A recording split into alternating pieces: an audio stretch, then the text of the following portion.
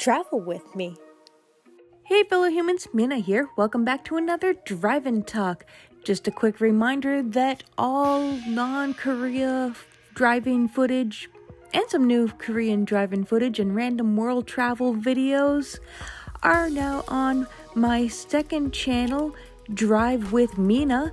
I'd appreciate it if you go give it a like, follow, subscribe, share, whatever it is the algorithm gods like these days.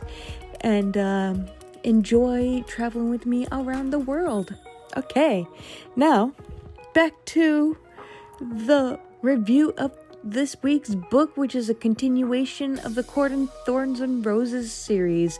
The book we're talking about this week is A Court of Wings and Ruin by Sarah J. Maas. Before we get into the review, I just want to mention that this series is a rave review. There's not that much ranting because I really love it. I don't know if you want to call it a guilty pleasure or not, but especially when we get to the last book. I got some feelings on that last one. But before we get into the actual book review, let me give a little blurb read. Farah has returned to the Spring Court, determined to gather information on Tamlin's actions and learn what she can about the invading kings threatening to bring her land to its knees. But to do so, she must play a deadly game of deceit. One slip could bring doom, not only for Farah, but for everything and everyone she holds dear. As war bears down upon them all, Farah endeavors to take her place among the high fae of the land, balancing her struggles to master her powers, both magical and political, and her love for her court and family. Amidst these struggles, Farah and Rhysand must decide whom to trust amongst the cunning and lethal High Lords, and hunt for allies in unexpected places. Now is time for my review. Again, more rants, might be some spoilers, mild spoilers, so if you're not into that, come back later.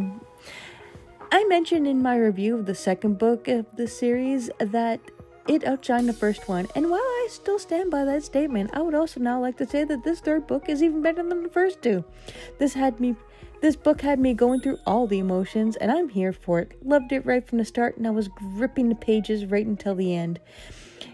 It was interesting to see Farah back with Tamlin in the Spring Court again. Tamlin is now kind of the villain, as well as others, but he's so resentful of what Farah did to him that I understand his motives. He made lots of bad decisions throughout the series so far, but I can see he tried to redeem himself in the end. Was it enough? No, but it's a start.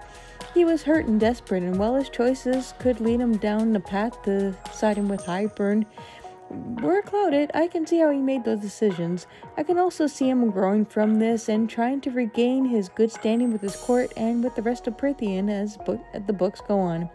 Also, I never thought we'd see Farah's sister or families again after she turned High Fae in the first book, but not only did they come back in the second book, but played a major role in the third book.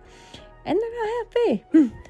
At first, I wasn't sure if I'd enjoyed the characters, but the more I read about them, the more interesting they are. Well, except for Elaine, she's alright. I really want to know the extent of Nesta's powers, and it's cool that Elaine is a seer now.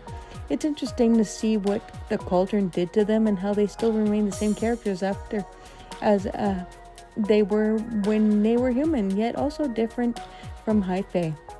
I love that we got to know more about the other characters in Rhysand's court. We learned a lot in the last book, but it was expanded even more, and it was great learning about other courts as well. I love watching them all come together in the end to fight what seemed like a losing battle against Highburn. I also enjoyed the military stuff in this book. It normally goes over my head, but Maas managed to write it in simpler terms and fun enough way that I enjoyed all the military talk. Also, Farah learning to fly was information I never thought about before when it comes to using wings. I never thought about how someone would probably use the terrain in different parts of their bodies to get to fly. I'm sure it's obvious to some people, but it felt like I was learning to fly right alongside Farah, and that was cool. Not sure how I feel about Rhys dying and then immediately coming back. Like, it hit me hard when he died, and then Would have hated to see him gone from the story for good, but having him get revived almost immediately kind of cheapened his death. It's the one part of the story I don't think I needed to be there. There were flaws, yes, but in all, this book captivated me from start to finish, and I can't wait to see how the rest of the series progresses. But as we know, I kind of already read them, so I already know, but you'll know about my thoughts in the weeks coming. Anywho, how about you guys, my fellow humans? Have you read this series? Do you agree or disagree with me? And also, considering there are 2 more books in this series, and the first 3 are kind of make up like a trilogy, and it just feels like Maas just kept writing. Do you guys feel that it should have stayed a trilogy, or are you cool that she decided to write 2 more books? And we'll get into those books, but if you've read them, do you feel like it ended all nicely, perfectly, all that kind of stuff? Or are you happy that there's more to read?